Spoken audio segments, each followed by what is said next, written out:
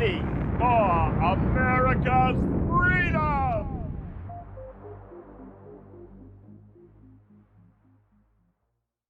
Hello, ladies and gentlemen. This is John Woodard with the John Woodard Show. We have the distinct honor and privilege to interview Tyres Tatum, the newly elected president of the North Carolina Republican Men. Tyres, how the hell are you, buddy? I'm fine, John. Thank you. Thank you for allowing me to come on your show. Oh, buddy, it's the pleasure is all mine. Absolutely.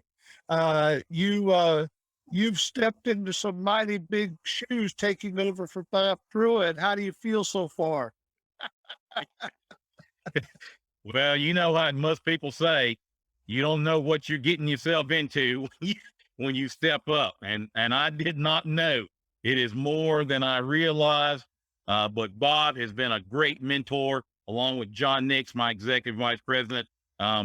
We're just trying to keep our head above the water. And it's been quite a party and a ride so far.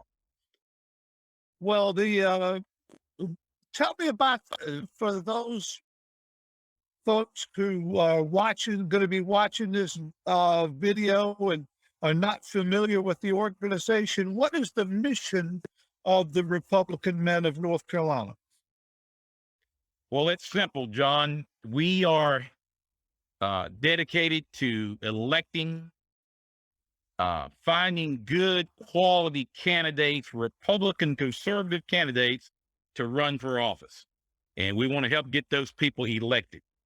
And our number one function is to provide a lasting reality of what we call North Carolina to our kids and our grandkids. Are you having any success in any particular area? What where are you looking? Are you just looking to unseat Dems, or are there some rhinos that you want to take on? Well, we don't get involved in the whole rhino thing. You and I both know they're out there. But that's a quagmire. We won't get into that quicksand. But yes, to find good Republicans, if it's a rhino who decides they're not going to run again, then we want to try to help to get a good Republican conservative in that seat. But yes, we are having some success. I ran on a platform of 10 things I wanted to accomplish as the incoming president. One of them was to grow the organization.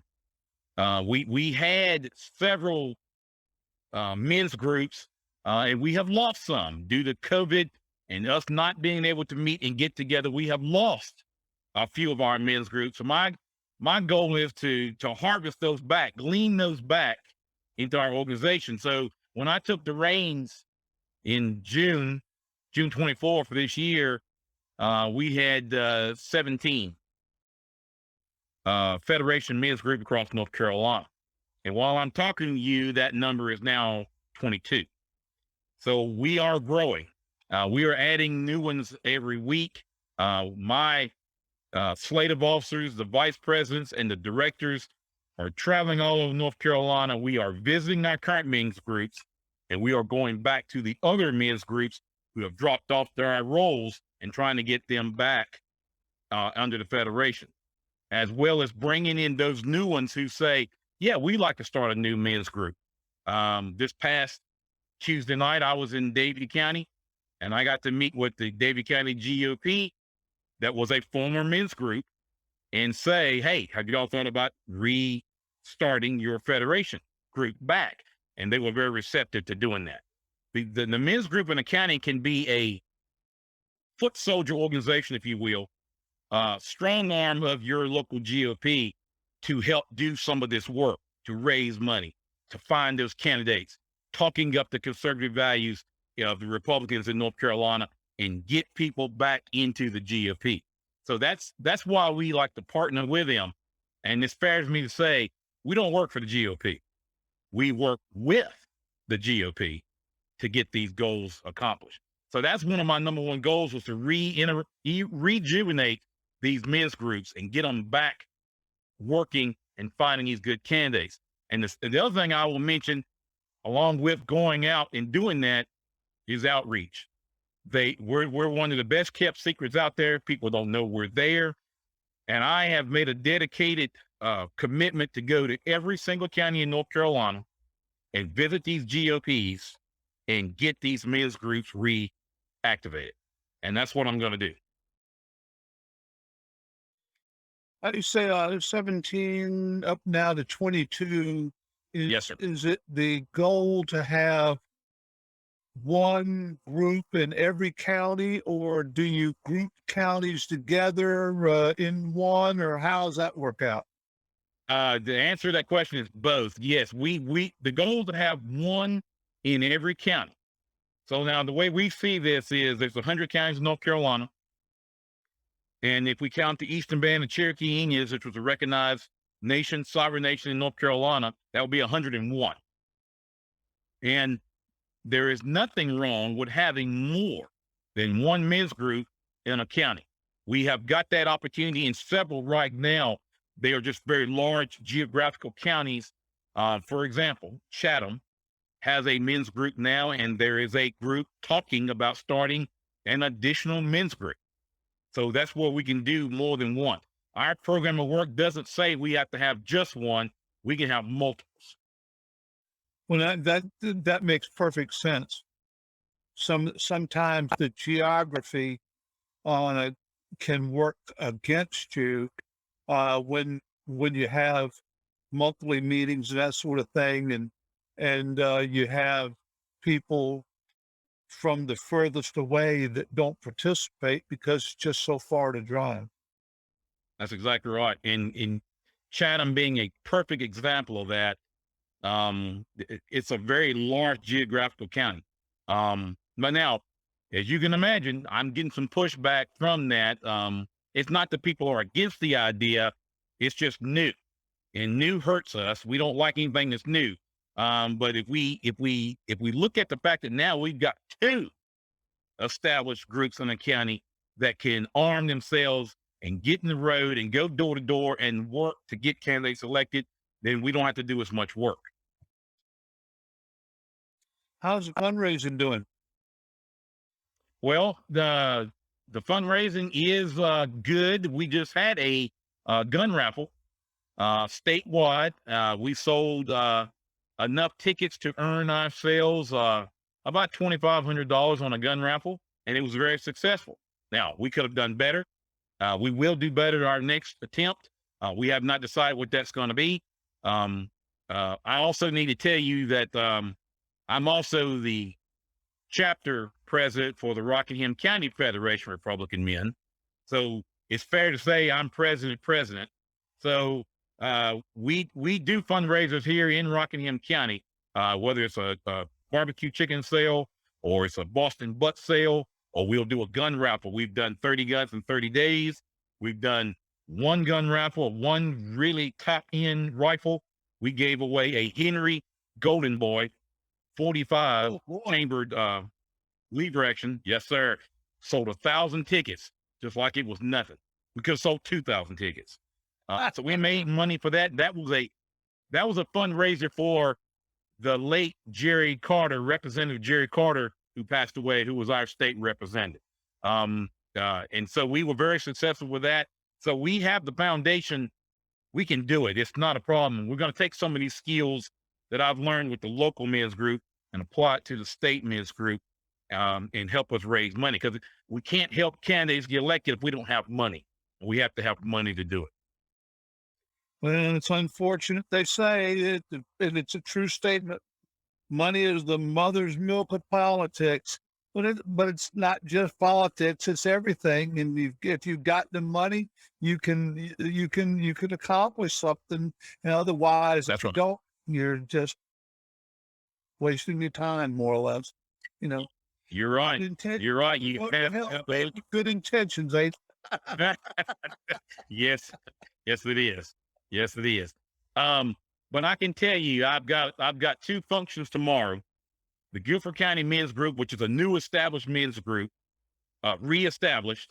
Lee Haywood is their local president. He's also one of my regional vice presidents. They meet tomorrow morning at 9:00, and that's a pancake breakfast. You kind of get the sense we like to eat a lot when we get together. So we'll be eating pancakes tomorrow morning, and then tomorrow afternoon at 4:30, the Stokes County Men's Group, that is not a federated men's group, we're trying to get them to join us. They meet tomorrow afternoon for a fundraiser, for a gun raffle and a barbecue, and I'll be there at this, what is that? It's not Pilot Mountain. Hanging Rock State Park in Stokes County tomorrow at 4:30. Your wife must love you being on the road all the time. Well, she knew what I was getting into, and she likes it, and she doesn't like it. So it's a double-edged sword. Well, where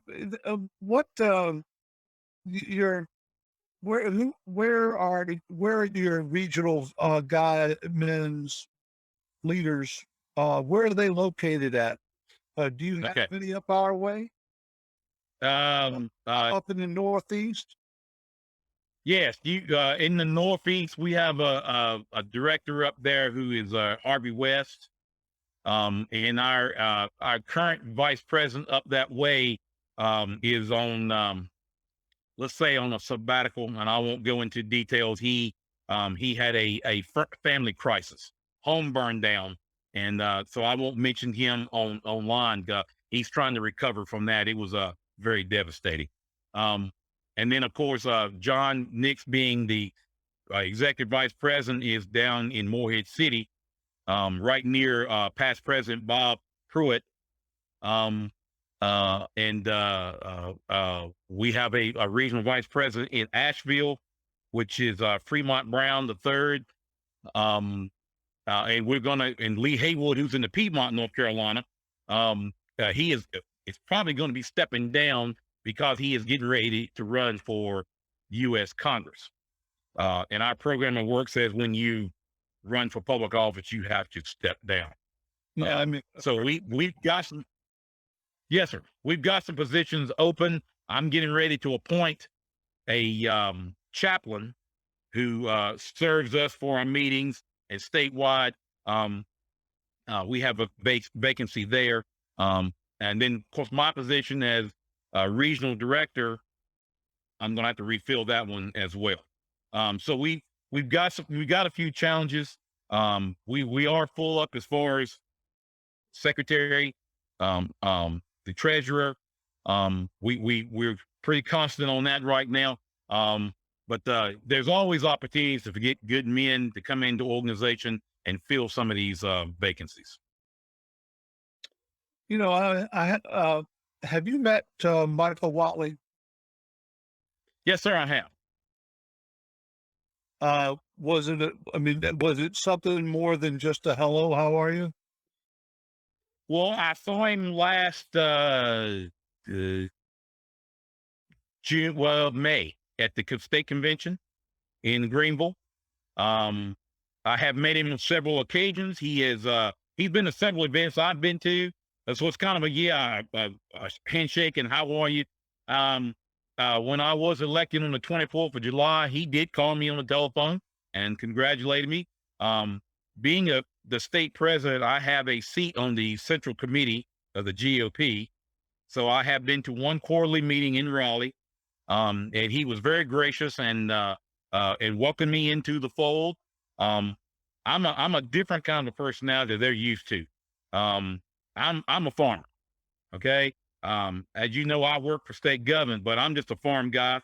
I'm a tractor loving, firearm toting, barbecue making kind of a guy. I'm prone for opening mouth and insert foot.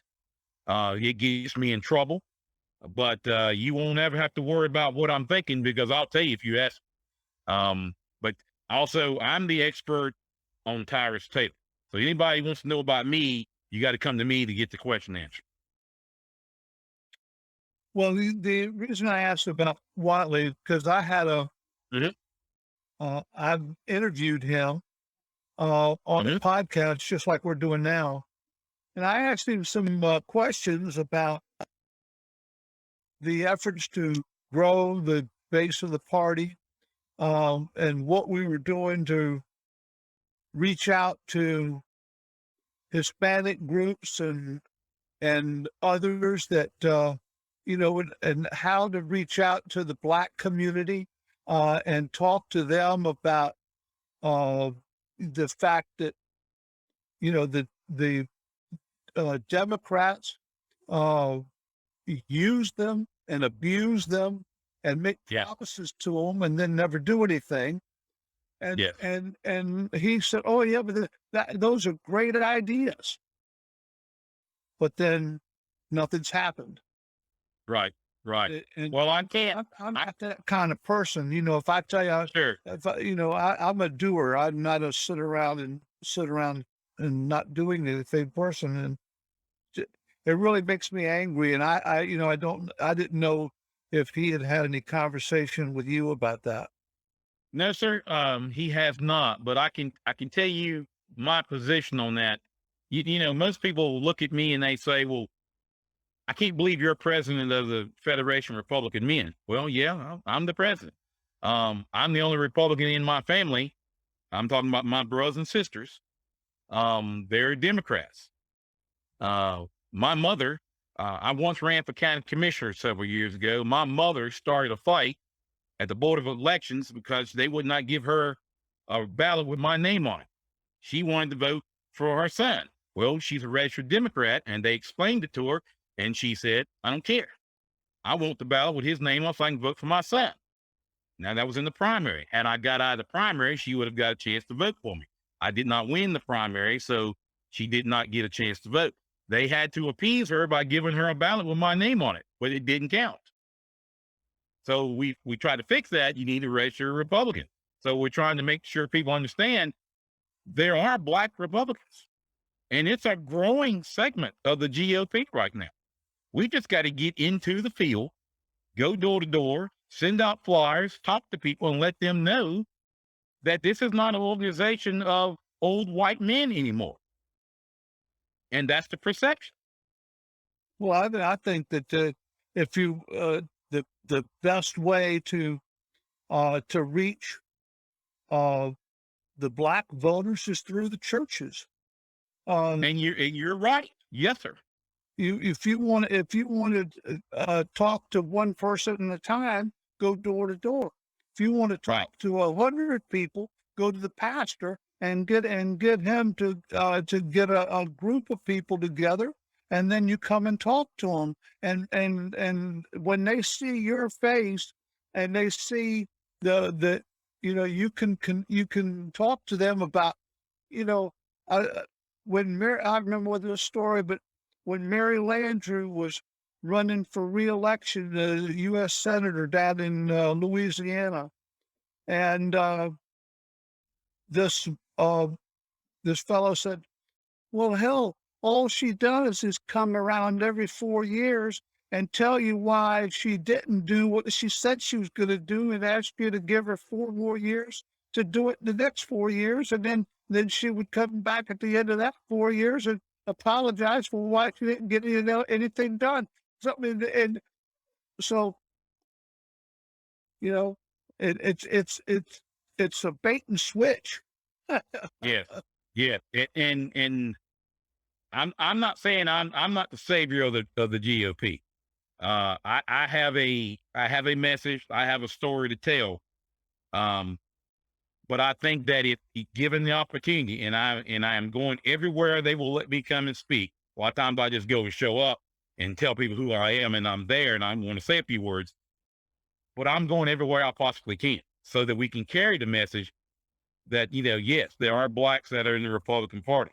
A college professor of mine at NC State said, "The older you get, the more conservative you're going to become."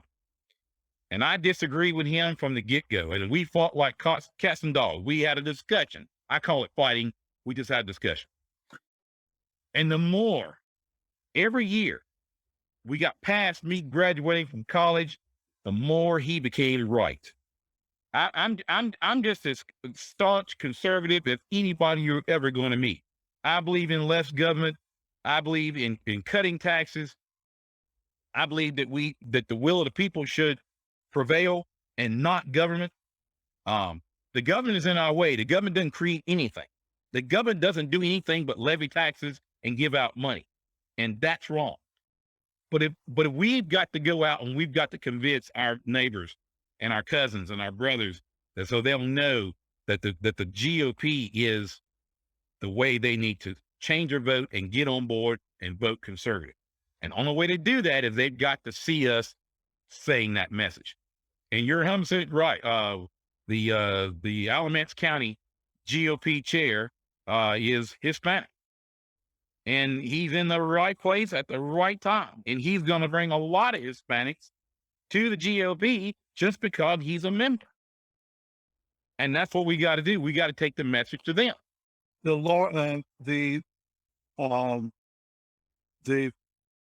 Normally, people like yourself and Hispanics that have traditionally not belonged to the Republican Party, usually it goes back to what your parents did and the belief system that you came up with growing up in that environment. But, people are now beginning to realize the Mary Landrieu story. And it's just a question of how to get those people together and convince them that there's another way. Exactly. So, the way that the way that the Republican Party is going to gain in voting power and everything is through groups that have not traditionally been Republican.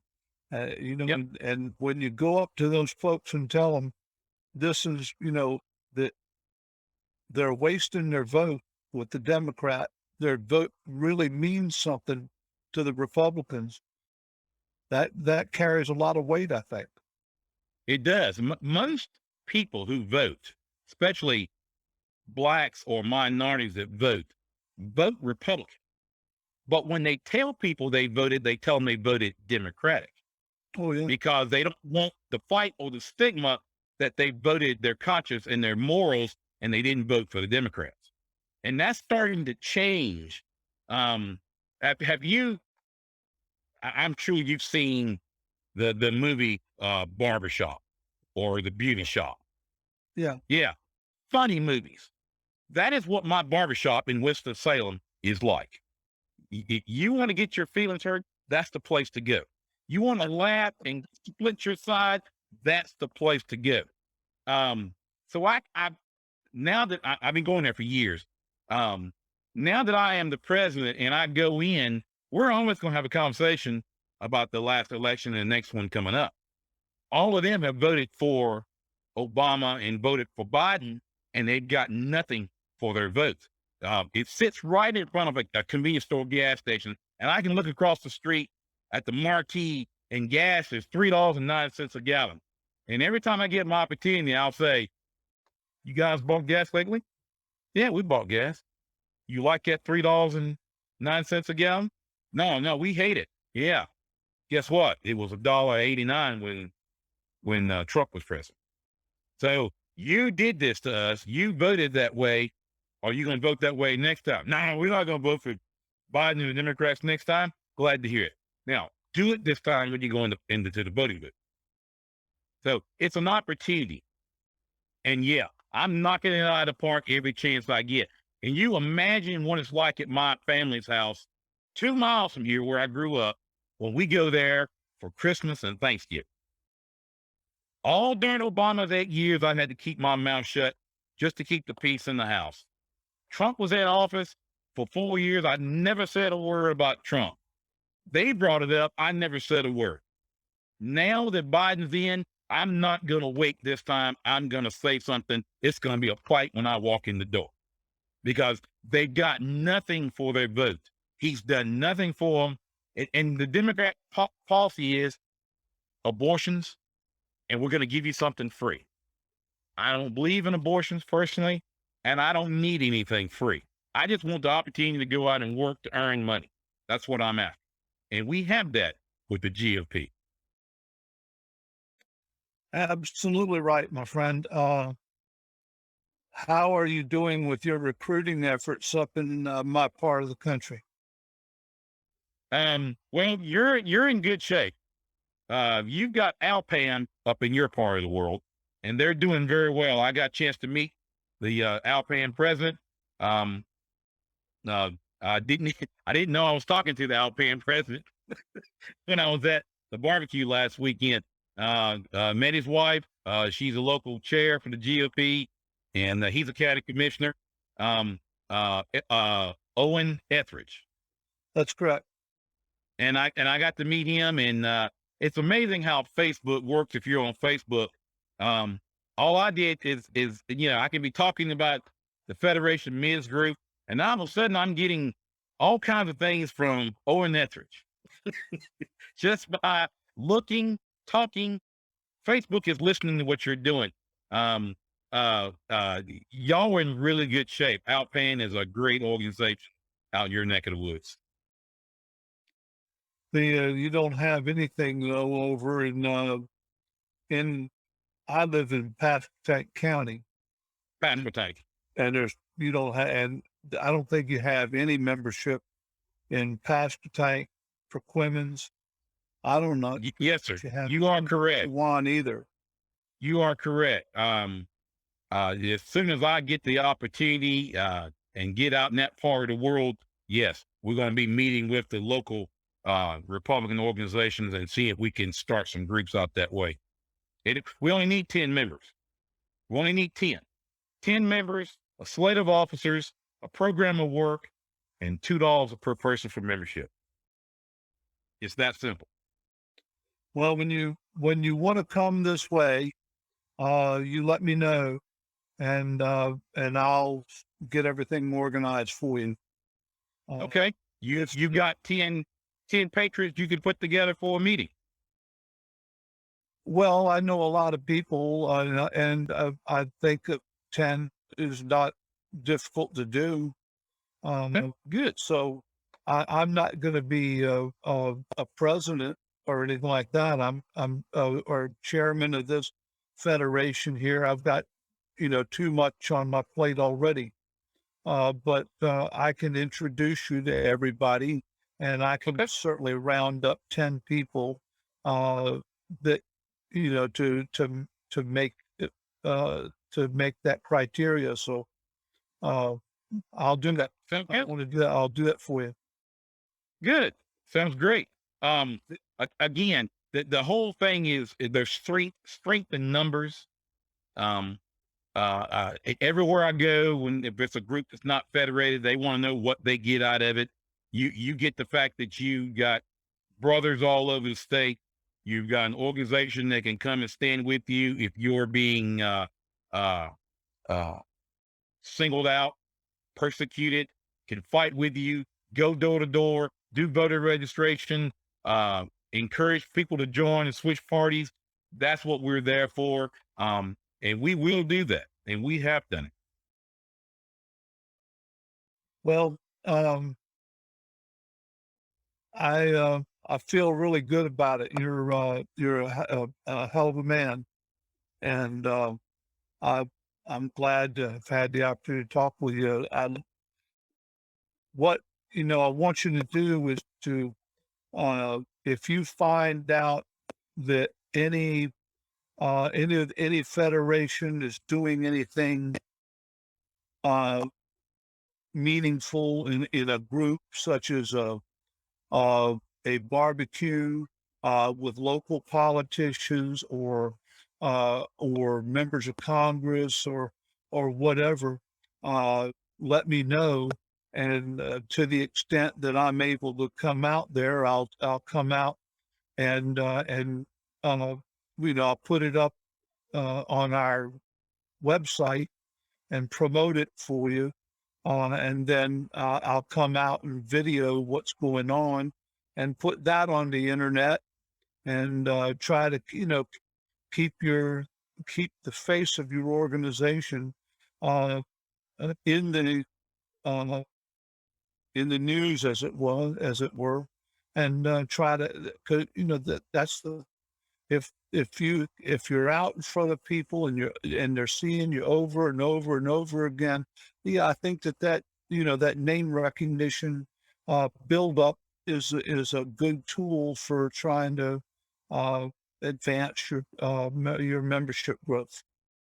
Yes, sir. And I'll tell you this as well. This is not our motto by any stretch of the imagination, but someone asked me the other night why I was a member of the Federation of Republican Men, and I said it's simple because they don't have an organization called the Federation of Republican Grandpas.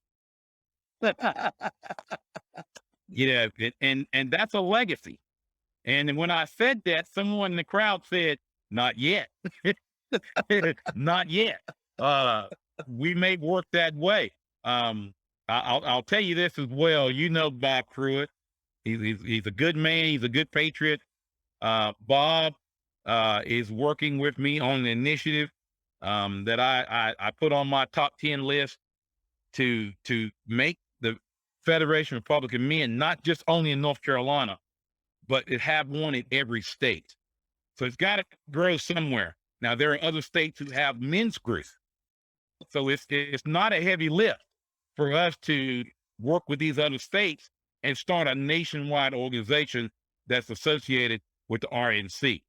So that's one of the things we're trying to do. And we're starting small, starting with the states that edge North Carolina, contiguous, South Carolina, Virginia, Alabama, Tennessee, Mississippi, and see if we can get this and gain some traction.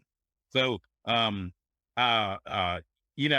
president for 2 years, and I'm going to run for re-election. Somebody's going to have to come behind me and do this. I don't want to stay too long at the fair. I want to get a new perspective to come in behind me and take this thing. I like to use a football narrative. I like to use the fact that Bob Pruitt took us to the 50-yard line. I'm going to take us to first and goal. We're going to be somewhere close to the 20-yard line, and the next guy is going to run the ball in and is going to score a touchdown. Now, we're going to score touchdowns all through the next 2 and 3 years, but we're going to go even further. The next person will go even further than I'm going to take this organization.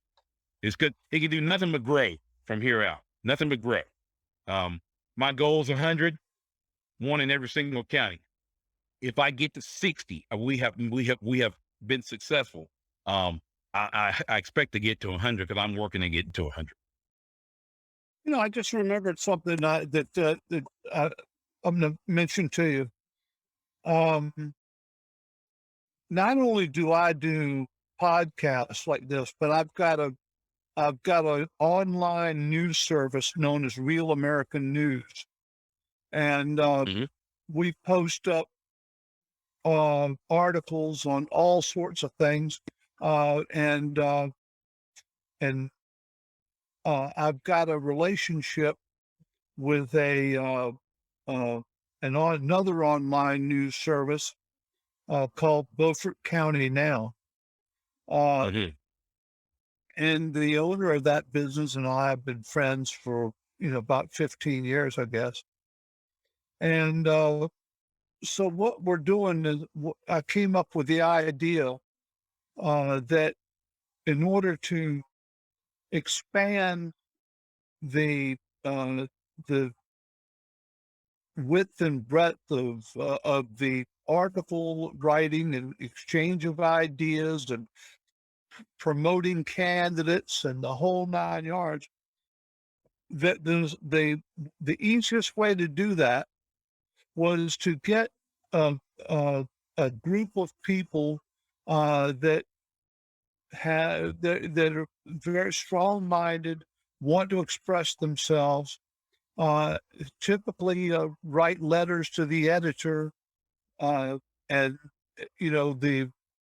the distribution of the paper is as wide as they go, and there's not really a great opportunity to have anybody really read it except a small group in the county where they live.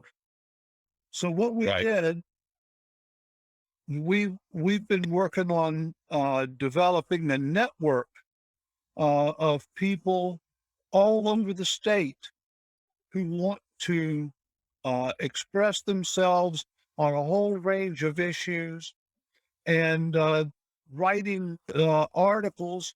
And we're building websites for these folks so that they can write their article. We'll post it on the website for them, and then we'll post it on all the others as well. And so you'll have the message from somebody in one county that's all of a sudden then being spread around through a much larger area.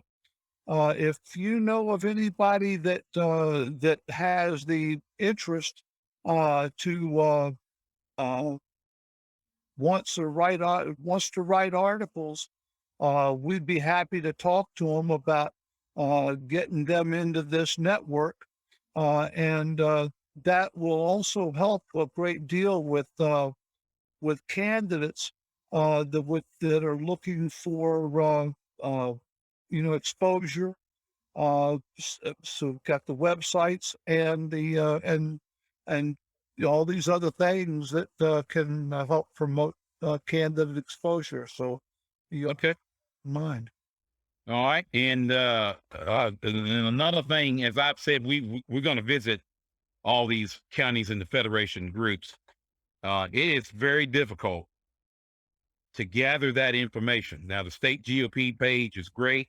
There's a calendar where you can find events that are going on. We are updating our website, as you can imagine. We are migrating from where we currently are over to Nation Builder. So the site's being rebuilt. Well, buddy, you got to get away from Nation Builder. It is the worst piece of crap that there is. Well, I'm already paying for it, so I got to use it. So we're changing our website to Nation Builder, and we are trying to put a calendar out there so that every men's group could post events on the calendar, and then we'll know what's going on and where we need to go. But it's still, there is no one-stop clearinghouse shop of where you can find information about events going on. We have to search, we have to research, we have to find, we have to share, we have to send, share the data with everybody, so that people know. And it's a challenge. It really is. I mean, I'm as a state employee, I work 8 to 5, and I don't do this while I'm on the clock with the government. That's wrong. I don't post on Facebook from 8 to 5 because it's wrong. Because I'm being paid to do work for government.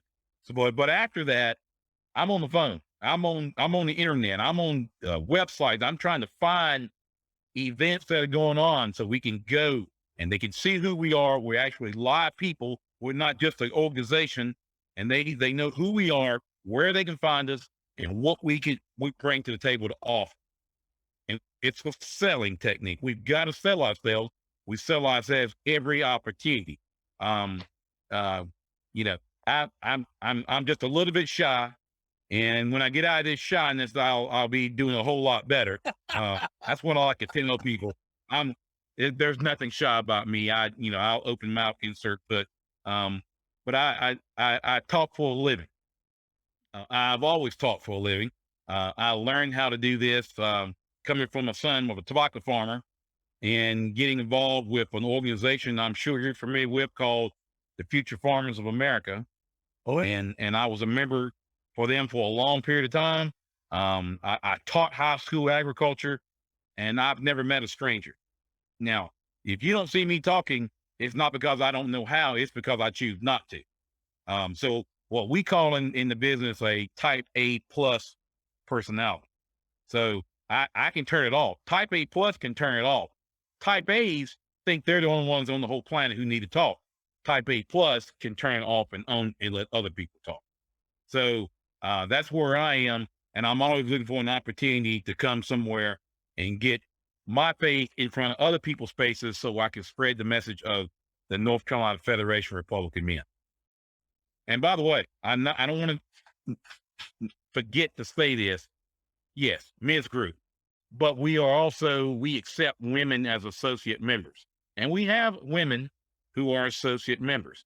The associates just don't have the opportunity to vote. Yeah. And that's in the bylaws. So I am completely. I have to follow the bylaws. Those are my governing principles. I have to follow them. Yes, sir. It's been a pleasure to interview you, my friend. I look forward to seeing you again and talking with you again. Let me know if there's anything meaningful going on anywhere, anytime, and I'll try to be there. It's I can't guarantee it. Distance is an issue, but Yes, sir, it is. but we'll we can.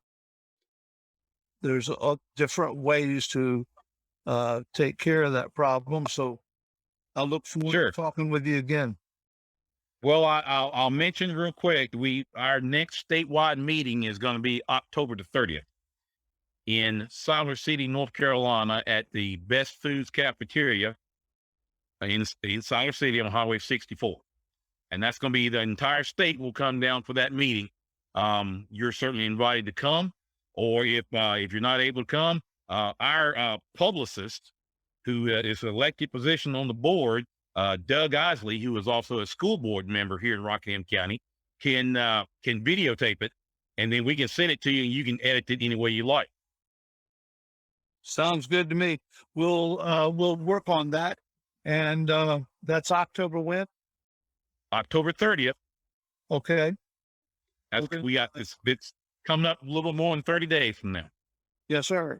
Well, I'll be working on that with you. I'll be contacting you again. Okay. Great. It was a real pleasure to talk with you. And there's nothing better than seeing a smiling face that's energetic and committed. That's you, I think, on all counts. Well, my wife tells me I need to smile more. I'm not a smiling kind of person. Laugh, joke, yes, but smiling, not necessarily my thing. But now, let me throw a plug out now. Anytime you need a filler, I'm going to talk about the Republican men's group. But anytime you need a filler, as you can see, I'm a pro Second Amendment guy. And I'd love to be able to take this computer outside and show you my cookers. I've got 2 cookers. One belongs to my county federation men, and then I own a cooker, but I store it here in my house. I'm on by making barbecue. I love to make barbecue. I'll go anywhere and try barbecue. I have been all over North Carolina trying barbecue. It's all good and it's all bad. And that's just a phrase. There's good barbecue and there's bad barbecue out there. And I'm not a true Eastern North Carolina barbecue guy. I'm not an Lexington barbecue guy. I like all different types of barbecue, and I like to eat it. I like barbecue. You're my kind of guy. Do you know Paul Valone? No, sir, not I don't know him personally, but I know the name. North Carolina Grassroots is a Second Amendment advocacy organization. Mm-hmm. Yes. I'm gonna muffle this up. I don't know if he's their executive vice president or what the term may be, but Andy Stevens is a good friend of mine. Well, yeah, he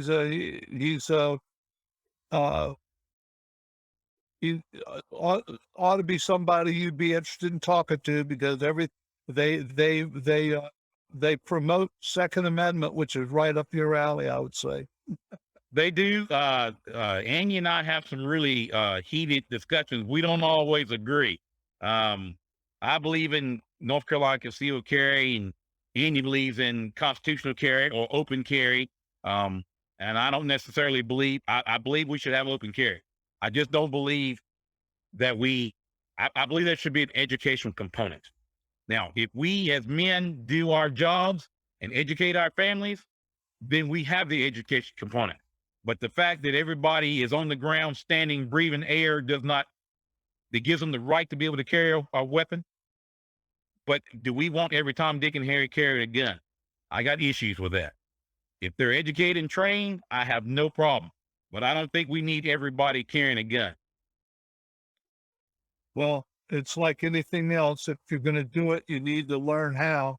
Exactly. I rode a real good bicycle when I was young, but I had to learn how to do it, and I fell a lot of times in the process. So Yes. it's like anything Yes. else. You got to fall down and get up and keep on going until you get it right. That's exactly right. Now, I know that is an oddity. You can't be pro Second Amendment and then say everybody should be carrying a gun. I know.